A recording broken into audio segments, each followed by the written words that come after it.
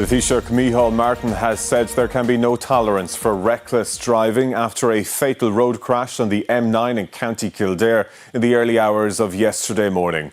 5 teenagers died after the car in which they were travelling on the wrong side of the motorway crashed head-on into another car. They have been named locally as Joe Carthy from Athy, County Kildare, McCarthy from Carlow, Kamil Pustkowski from Limerick, Jeremy O'Brien and Jack Kennedy. They were all aged in their teens. 4 people, 3 women and a 7-year-old boy were seriously injured. Well, for the very latest, we're joined now by our reporter Sharon Lynch. And Sharon, you have spent the day there in Carlow. What reaction have you been hearing locally?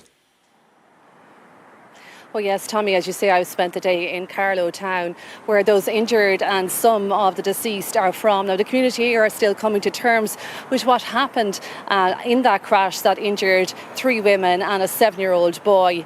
And also, of course, caused the deaths of 5 teenage boys, all from the Athy, Carlow and Limerick areas. Now, of course, they were killed when they were travelling in that stolen BMW car, which is travelling in the wrong direction on the M9 in the early hours of Sunday morning. And, of course, that hit the second car, the car in which the 3 women and that young boy were travelling in. And the teenage boys, they've all been named this evening, and the women and child are still recovering in hospital. And I've been getting local reaction, as you say, to this tragedy, which has been described as a tragedy on so many levels.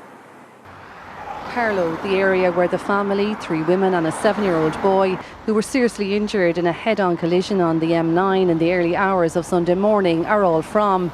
They were on their way to Dublin Airport to get a flight to a wedding in the UK when they were hit by a car being driven on the wrong side of the motorway, which occurred between junctions 3 and 4 at Moon, County Kildare. They are all still recovering from their injuries in hospital. In touch with one member of the family, and I have been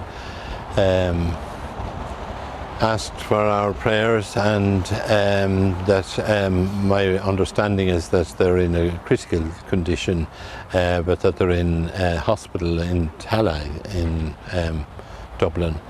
Postmortems are being carried out at Naas General Hospital on the 5 deceased teenage boys who were travelling in a stolen BMW, which was being driven the wrong way down the M9 shortly before 3 a.m. It's understood that some of the deceased have links to the Carlow, Athy and Limerick areas. They have been named as Joe Carthy, Jack Kennedy, McCarthy, Jeremy O'Brien and Kamil Pustkowski. Yeah, well, McCarthy would have been a pupil of St. Joseph's National School until first class, and then he would have transferred to the senior school and on to second level. But obviously there's a deep sense of numbness and shock in the whole town of Carlow. In a statement, TUSLA said that they will provide any information necessary to support the Gardaí in their investigations into this tragedy. Total disgrace, and I think the law should be more with young people and all that. It should be more strict. It is frightening because when I was driving back, because I drove at night before, and hearing that news was just shocking that something like that would happen within Carlow community, because it's a lot of life lost, young life for that matter, and the family and the little boy in the hospital. Commuters were back on the M9 today, but the community across Carlow and Athy still coming to terms with what happened on it yesterday morning. Well, as you heard there are mixed feelings in the communities. There's feelings of grief, sorrow and anger. Now, funeral arrangements are getting underway for the 5 deceased teenage boys, and the women and child, they're still recovering in hospital this evening. Tommy. Sharon Lynch in Carlow. Thanks indeed.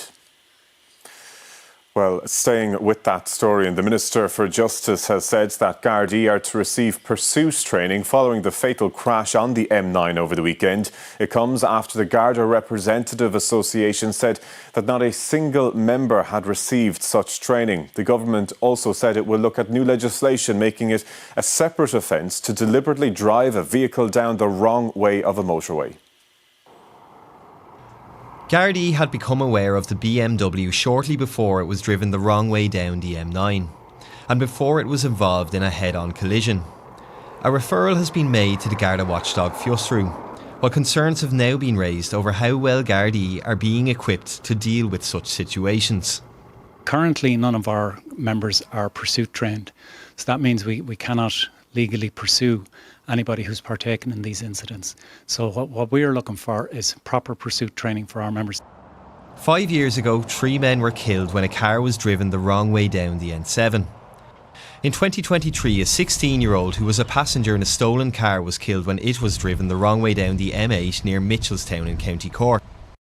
While earlier this month, 9 people were injured after a stolen car with 8 teenagers inside it was involved in a head-on collision while being driven the wrong way on the M50.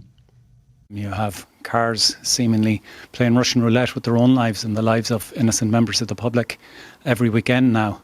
And what the GRA are looking for is tougher legislation, tougher sentencing for people who partake in these events. The government has promised action. The Commissioner again emphasised that he is going to introduce pursuit training into An Garda Síochána. The Minister did not say how many Gardaí would be enrolled in the training, while he also said other measures will be looked at. We will have to consider the introduction of a separate offence in respect of individuals who make a deliberate decision to drive their vehicles the wrong way down the motorway. That is using a vehicle as a weapon.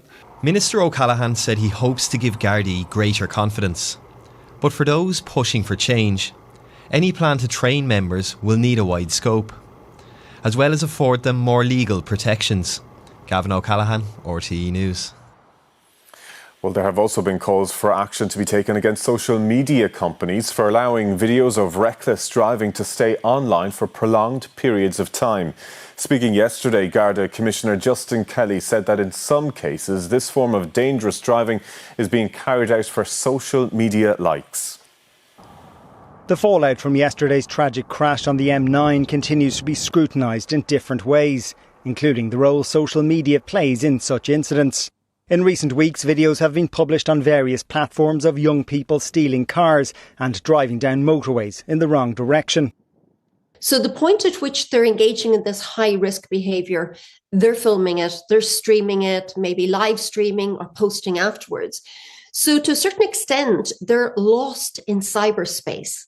And that's a powerful behavioural driver that leads to this reckless and disinhibited behaviour. According to TikTok, it's closely monitoring content related to this incident and is removing videos and accounts that break its rules. It also says it removes content that glorifies violence or promotes crimes that could harm people, including risky driving.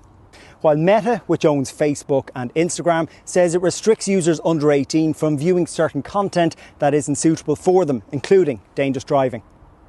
However, today there have been calls for more action.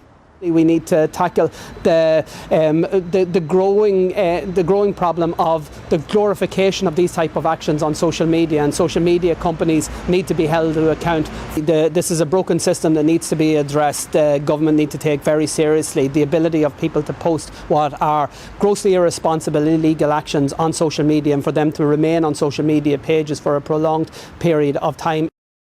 Justice Minister Jim O'Callaghan says social media companies need to step up to the mark in moderating such content, and that firms have committed not to allow postings that glorify criminal behaviour, but added, regrettably, that hasn't been happening. Angus Cox, RTE News.